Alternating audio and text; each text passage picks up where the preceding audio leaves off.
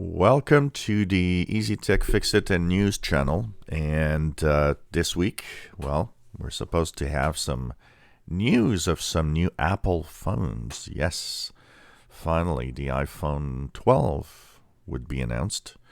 Now, this is interesting. Will be one of the aspects is that they were talking about how they made a choice between a 120 hertz refresh screen and a 5G phone.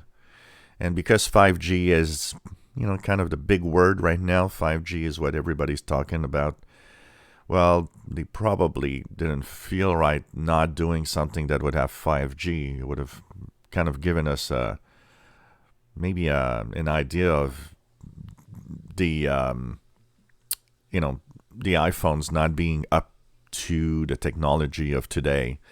5G isn't that big of a thing, honestly, right now.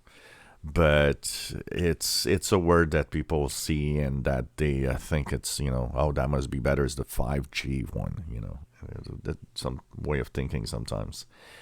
So that's why they probably chose 5G, because they didn't implement both things, and probably has a lot to do with battery life.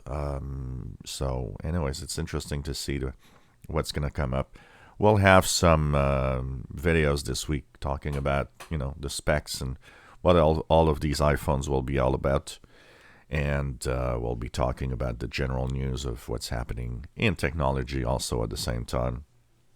It's going to be, if phones are phones, it's hard to get excited on new phones today.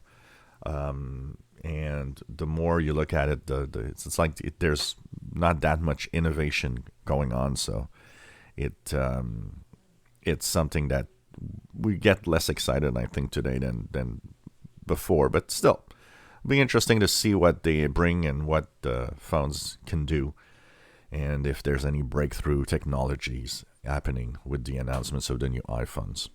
If you enjoy our videos, please subscribe, give us thumbs up. Thank you for watching.